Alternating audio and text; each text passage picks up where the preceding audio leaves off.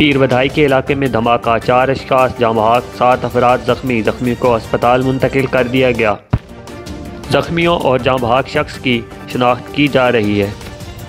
वाक़े की इत्तला पर CPO Rawalpindi Mohammad Ehsan Younus, senior police अफसरान और पुलिस की भारी नफरी मौका पर पहुँच गई। बम डिस्पोजेबल स्क्वाड और दीगर कानून नाफिज करने वाले इदारे मौका पर मौजूद।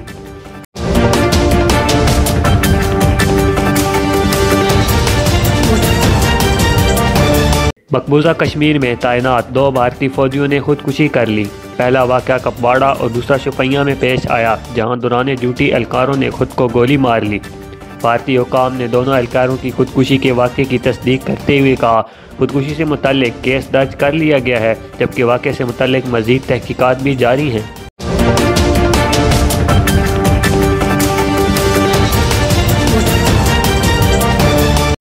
बरतानिया में वाटर प्लांट का होलनाक धमाका, 4 हलाकतों की तस्दीक। धमाका बरतानिया के शहर ब्रिस्टल के नज़दीक एक वाटर प्लांट में हुआ। धमाके के मकामी वक्त के मुताबिक दिन 11:20 पर हुआ।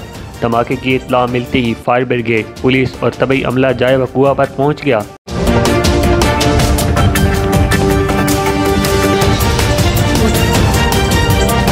फ़लस्तीन के दिफा में सऊदी अरब ने कभी हिचकिचाहट का मुजाहरा नहीं किया। सऊदी वज़ीर ख़ारजा शहज़ादा फैसल बिन फरहान ने फ़लस्तीनियों के गैर मुतज़लज़ल हिमायत के अज़्म का इज़हार करते हुए कहा कि सऊदी अरब का मसला फ़लस्तीन और इनके हकूक़ से मुतल्लिक़ हमेशा ना एक ही मौक़िफ़ रहा है।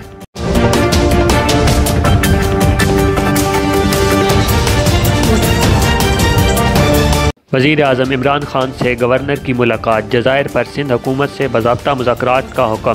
ज़राए के मुताबिक वफाकी हुकूमत ने जज़ायर के मामला पर सिंध हुकूमत से बाज़ाब्ता मुज़ाकरात का फ़ैसला कर लिया है। इस ज़मन में ज़राए का कहना है कि वज़ीर आज़म इमरान खान ने गवर्नर सिंध इब्राहिम इस्माइल को एतमाद साजी का फुक़दान ख़त्म करने की हिदायत दे दी है।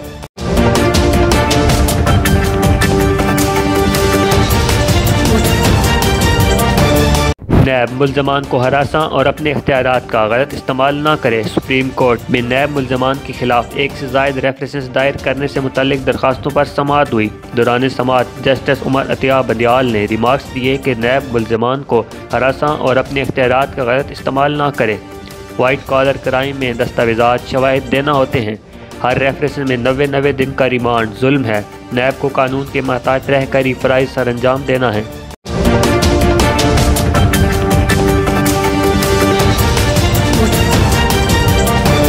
मुल्क में कोरोना के वार जारी, मरीजों की तादाद 4 लाख से ज़ायद हो गई। गुज़िश्ता 24 घंटों के दौरान मोहलिक वायरस ने 39 अफराद की जानें ले ली, जबकि 4 लाख से ज़ायद अफराद कोरोना वायरस का शिकार हो चुके हैं।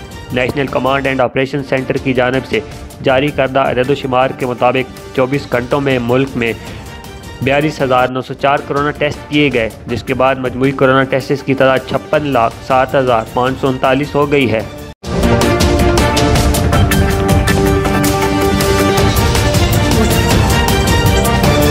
दिल खराश वाक़या, कोटली सतिया में करोड़ों रुपए हथियाने के लिए नौजवान बाबर का अंधा कत्ल, ताहाल मुल्ज़मान का सुराग ना मिल सका। नामालूम मुल्ज़मान ने रास्ते में ही गाड़ी के अंदर फायरिंग की, जिसके नतीजे मकतूल बाबर मौका पर ही जाँ बहक हो गया।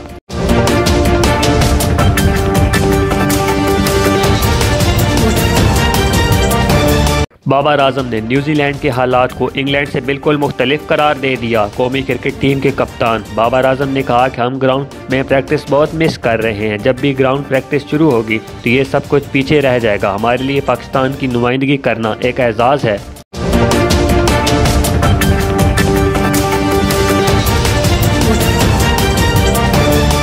दुनिया के नंबर 1 बल्लेबाज विराट कोहली कैरियर में पहली मरतबा साल में एक वनडे सेंचुरी ना बना पाए। कोरोना वायरस से मुतासरा रवां बरस विराट कोहली ने मजमूई तौर पर 9 मैचेस खेले और एक मैच में भी वनडे सेंचुरी नहीं बनाई। वाज़ह रहे कि विराट कोहली 2009 में श्रीलंका के खिलाफ ईडन गार्डन्स में पहली वनडे सेंचुरी बनाई थी। मैं आपकी होस्ट मोना खान आपकी खिदमत में हाजिर हूँ अवामी इंटरनेशनल न्यूज़ के साथ एक क्राइम स्टोरी को लेकर। रावलपिंडी के इलाका कोटली सतिया में बाबुर रहमान के अंधे कत्ल का सुराग अभी तक नहीं मिल सका। हस्बे रवायत मुकामी पुलिस असल कातिल को अभी तक गिरफ्तार करने में नाकाम है। मकतूल बाबुर रहमान की करोड़ों रुपए की इंश्योरेंस करा रखी थी। खिदशा है मकतूल बाबुर रहमान की उसकी बीवी फलक बीवी की मिलीभुगत से साकी महमूद वल्द मोहम्मद गुलतास ने करोड़ों रुपए की जायदाद बैंक बैलेंस और इंश्योरेंस क्लेम के लिए कत्ल किया है। मकतूल बाबुर रहमान के 2 बेटे और 2 बेटियां हैं और इस वक्त हमारे साथ मकतूल बाबुर रहमान के हकीकी भाई नज़ार अहमद और उनकी हकीकी बहन आसिया बीबी हमारे साथ मौजूद हैं। इनसे पूछते हैं कि इनके भाई को किस बेदर्दी से कत्ल किया गया और क्यों किया गया और इसका फायदा किसको हुआ है। जी नज़ार अहमद। ये हमारे भाई को बहुत बेदर्दी से, बहुत ज़ल्मी से कत्ल किया गया और ये एक साजिश के तहत पर इसको कत्ल किया गया। इसको जितने भी प्लानिंग थी, ये सबसे पहले इसको हमारे भाई को जहर दिया गया और उसकी ये तस्वीर सामने है जो आपको दिखा रहे हैं। ये जहर दिया गया, उस पहला हमला ये हुआ था और उसके बाद इसको करंट लगाया गया। उस ऑप्शन से भी ये बचा और फिर अभी तीसरा ऑप्शन जो हुआ है ये है, इसको गोली मार के इसको कत्ल किया गया। जी, तो गोली उन्होंने किस तरह से मारी और ड्राइविंग करते हुए या कहीं जा रहे थे, रास्ते में थे, क्या आप वो सारी डिटेल हमें बताएं। और ये थी तस्वीर, ये गाड़ी में इसको कत्ल किया गया और पहले इसको ये हुआ कि उसको भेजा गया कि इसके पैसे रह गए 8 लाख रुपए की। वो उन्होंने बोला कि घर में रह गए, लेकिन इसका तो उसकी वाइफ ही कह रही है कि हमें तो नहीं पता था कि ये इसके पैसे रह गए या नहीं रह गए, लेकिन इसकी वाइफ ने जो पहले बताया, हमने उसके बताए हुए पे कह रहे हैं। और जब वापस आया, रास्ते में आ रहा था, पैसे लेकर आ रहा था, तो पीछे से फिर किसी ने कॉल की कि भाई आप वापस आए। और हमारे गांव का आदमी है, हमारा पड़ोसी है, मोहम्मद सलीम उसका नाम है। और उससे जब से पूछा कि आप अभी रावलपिंडी की तरफ जा रहे थे तो फिर वापस गांव की तरफ कैसे आ रहे हैं, उन्हें बोला कि मुझे टेलीफोन आया और मैं माना डेर जा रहा हूँ। और उधर से जब उस कॉल पर मसरूफ रखा रहा उन आदमियों ने तकरीबन 2-2.5 घंटे तक।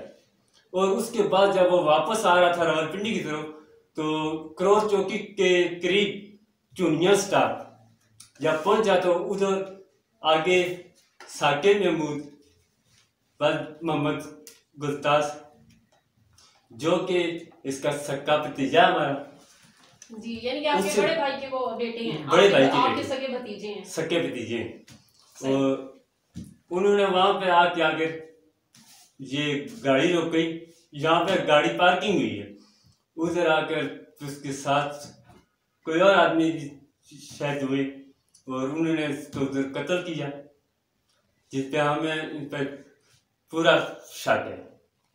सही, आपको अपने सगे भतीजे, आपके बड़े भाई के जो बेटे हैं साकिब महमूद, महमूद और आपको अपनी भाभी पे शक है। आप भाभी पे शक है क्योंकि ये सारा प्लानिंग है।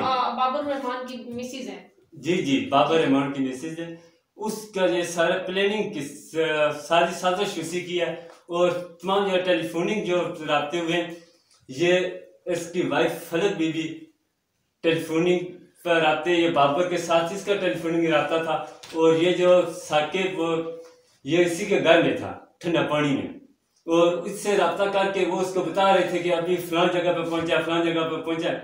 और जब उधर पहुंचा तो उसको बता दिया कि ये फलां जगह से आ गया। जब करोड़ चौकी में पहुंचा तो उसने बोला कि ये करोड़ चौकी के नज़दीक पहुंचा और उस वीरान जगह में जंगल में उसकी गाड़ी रोकी और उधर उसको कत्ल कर दिया गया। जी, तो पुलिस क्या कहती है? तो अभी जब इसके मिर्दे जो थे वो हमारे बड़े भाई थे सूफी गुलताज, जबकि उन्हीं का बेटा है ये साके महमूद, तो मिर्दई था ये। और हम जब इस केस की पीछे चले इसकी पैरवी के लिए, तो उन्होंने ये पुलिस वालों को उन्होंने पैसे इतने दिए, और जब हम उधर गए तो पुलिस वालों ने हमें भी हिरासत में लेने की कोशिश की और कह रहे हैं कि आप इसके कातिल हैं।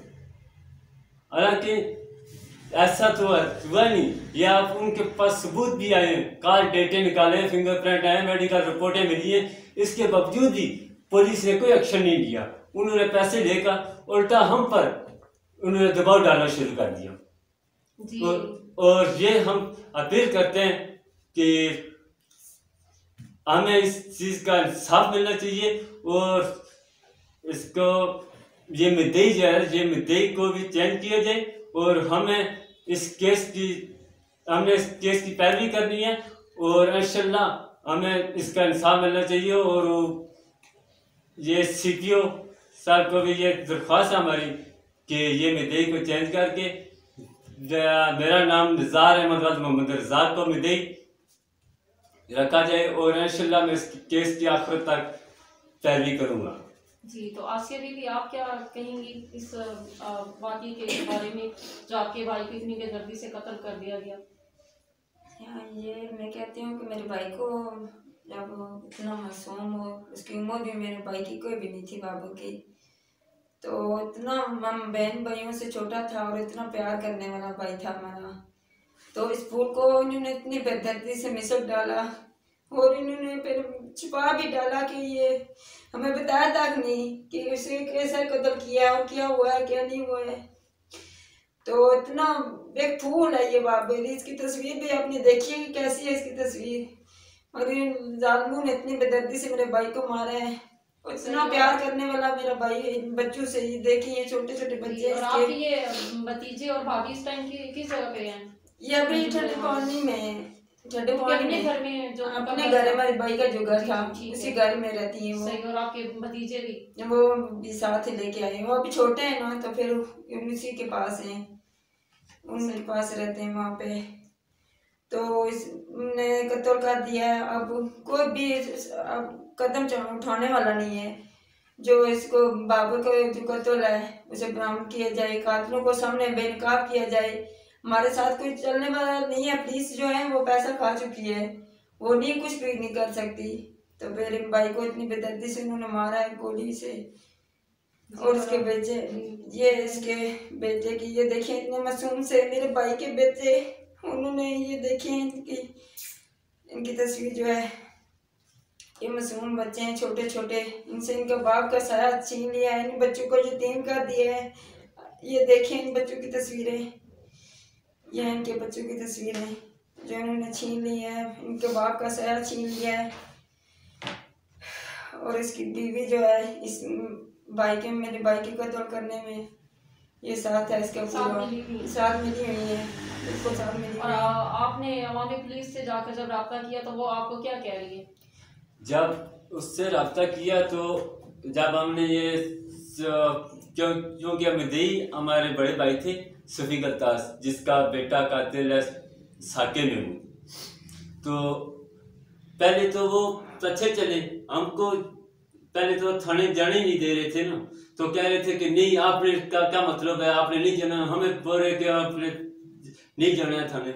जब हमने थाने में या किसी और के हवाले से हम थाने में पहुंचने की कोशिश की, तो जब फलक और इन लोगों को जब पता चला कि ये केस के पीछा कर रहे हैं, तो हम 4 आदमी हैं जिनको उन्होंने दरख्वास्त उधर दिया थाने में जाके। एक तो भाई ये मुजरम है, इसके कातिल ये, उल्टा हम पर हमें हिरासत में लेने की कोशिश कर रहे थे। पुलिस ने भी पैसे दिए, हमारे ऊपर दबाव डालने की कोशिश कर रहे थे। पुलिस ने दबाव डाला कि आप पर भी दरख्वास्त है, आपने ऐसा किया, और उस वजह से हमारे तो गरीब हम थे, हमारे पास तो इतना पैसा नहीं था जो हम उन्हें, जो पुलिस को इतना पैसा दे के हम ऐसा केस करते, लेकिन उन्होंने सरासर नाइंसाफी की है।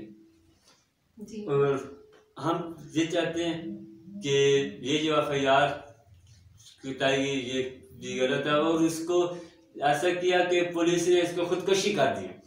आप ये देख सकते हैं कि ये खुदकशी कैसे हो सकती है, ये आपको नजर आ रहा है ये केस, और दूसरा भी ये खुदकशी का तो कोई हो ही नहीं सकता कि इसका देखे, एक हाथ से ना हैंड ब्रेक पर है, दूसरा हाथ से स्टीयरिंग पर है, और जब आदमी मर जाता है तो उसके बाद उसका रूह जब निकलता है तो कैसे वो निकलता है, इतनी आसानी से निकलता है कि उसका हाथ से ना ब्रेक से भी नहीं उठता। और उसने अपने आप को अगर गोली लगाई तो गोली लगा के फिर ब्रेक पर उसने हाथ रखा है। और जो मौके वारदात के वहाँ पे मौजूद थे और वो गवाह जो हैं वो आपके पास मौजूद हैं?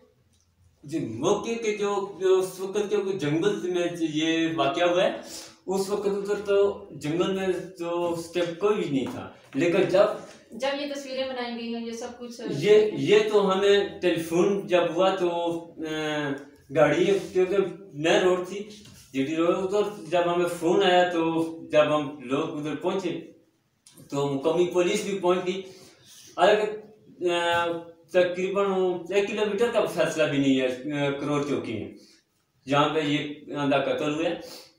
और उसके साथ जब हम उधर पहुंचे तो और मुख्तलिफ टीमें आ गई हैं, कोटली थाने से भी आ गए और करोड़ चौकी वाले भी आ गए। उन्होंने अपनी जो कार्रवाई करनी थी वो करके फिर उसके बाद पोस्टमार्टम के लिए हम कोटली सतियाँ लेकर गई। उधर पोस्टमार्टम करके फिर हम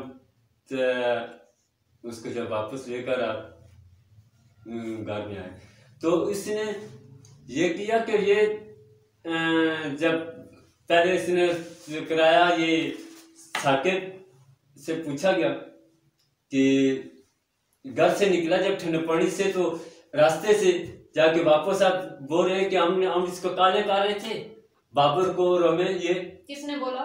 ये जो साकिब, अच्छा, साकिब ने बोला कि हम इसको काला कर रहे थे और ये हमें इसका नंबर नहीं मिल रहा था। तो हम मोटरसाइकिल पर गए और रास्ते से वापस आ गए। अगर ये रास्ते से वापस नहीं मिला तो ये इनका काम था ना कि आखिर तक जाना। रास्ते से वापस आ गए और उसके बाद जब ये कत्ल हुआ, कत्ल आने के 20 मिनट के बाद ये मौका वारदात पर पहुंच गए। फिर उससे पूछा गया कि भाई आप अगर ठंडा उस वक्त किधर थे? उसने बोला कि मैं ठंडा पानी में था, जबकि ठंडा पानी तकरीबन 50 किलोमीटर के फासले पर है। ठंडा पानी एक इलाका है, ठंडा पानी अलीपुर के साथ है। अच्छा। आगे खन्नापुर से थोड़ा ठंडा पानी के इलाके में वो बता रहे थे कि वो वहाँ पर मैं वहां पे हूँ और उधर से तकरीबन 50 किलोमीटर अगर फैसला है तो 20 मिनट में आदमी कैसे पहुंच सकता है? सही 20 मिनट के बाद वो कह रहा कि मैं उधर पहुंचा। जब पुलिस ने पूछा कि आप 20 मिनट में कैसे पहुंचे, उसने अपने फौरन बयानबाजी कर दिया कि मैं गाँव में था। हालांकि ये ऐसा नहीं है, ये सबको पता है कि ये गाँव में नहीं था, ये ठंडा पानी में था। सही। तो आसिया जी, आप मजीद क्या कुछ कहना चाहेंगे? जी मैं यही कहूँगी कि मेरे भाई का कातिल है, जो उनको सजा मिलनी चाहिए, उन्हें पकड़ा जाए जल्द से जल्द और इन्हें बेनकाब किया जाए। देखिए मेरे भाई का इतनी बेदर्दी से उन्होंने कत्ल किया है, इतने मासूम से फूल को उन्होंने कत्ल किया है, मगर उसके पीछे कोई भी नहीं है और कोई भी पूछ करने वाला नहीं है जो इसके पीछे। उसकी बीवी जो है वो इतना प्यार करता था अपनी बीवी से, बच्चों से प्यार करता था, मगर बीवी ने आज दिन तक ये नहीं कहा कि मैंने बाबे का कातिल जो वो पकड़ना है, क्योंकि वो खुद है, उसका कोई भी पीछा नहीं कर रहा था। मगर आखिर पर हम यहाँ पे आए तो यही मेरी रिक्वेस्ट है कि जल्द से जल्द इनको पकड़ा जाए, उनको सजा दी जाए मेरे भाई के कातिल को। और ये मासूम जो बच्चे यतीम किए हैं, इन्होंने 4 बच्चों को यतीम किया है। मैं कहती हूँ कि इनको सजा मिलनी चाहिए, इनको पर को सजा मिलनी चाहिए, इसकी बीवी को मिलनी चाहिए। साकिब जो है मेरे भतीजा है, उसको भी सजा मिलनी चाहिए। जी, यानी कि आपकी गवर्नमेंट से अपील है कि आपके भाई के जो मुजरिम है, असल कातिल है, उसको जल्द से जल्द पकड़ा जाए और आप लोगों को इंसाफ दिया जाए। बिल्कुल इंसाफ दिया जाए, क्योंकि मेरे भाई का कातिल बाबर रहमान का कातिल अभी तक क्यों नहीं 2 में आओगे मगर नहीं मिला। पर क्यों नहीं मिला? रास्ते में सड़कों में आजकल इतना कातिल होते हैं, एक दिन होता है दूसरे दिन उसके कातिल जो है पकड़े जाते हैं, मगर मेरे भाई का 2 माह हो गए मगर क्यों नहीं कातिल पकड़ा अभी तक? इन्होंने क्यों नहीं पकड़ा? पुलिस भी हमारा साथ नहीं दे रही और मेरे भाई को इतनी बेदर्दी से उन्होंने कत्ल किया है। पर क्यों किया है ये उनसे पूछना चाहते हैं, हम फलोक से पूछना चाहते हैं कि क्यों कत्ल किया है मेरे भाई को, किस वजह से मेरे भाई को मारा है और क्यों मारा है मेरे भाई को? मेरे भाई की तरफ से उसे तकलीफ क्या थी ये बताए फलोक को कि क्यों मारा और मार के उसे फिर क्यों छुपा रही है? वो पैसे दे रही है पुलिस वालों को, क्यों दे रही है और फिर छुपा रही है अपने आप को, क्यों छुपा रही है? सामने आए बात करे, वो नहीं करती, बेनकाब किया जाए इनको। जी नाज़रीन, जैसा कि आप देख सकते हैं कि असल कातिल को पकड़ने की बजाय अवामी पुलिस उन्हीं के मकतूल के भाई को ही हरासा करने की कोशिश कर रहे हैं और इन्हीं को है ना केस में फंसाने की कोशिश की जा रही है। तो हमारी गवर्नमेंट से अपील है कि इनके भाई को जल्द से जल्द इंसाफ मिला जाए और इनको भी इंसाफ दिया जाए और असल कातिल को पकड़ा जाए।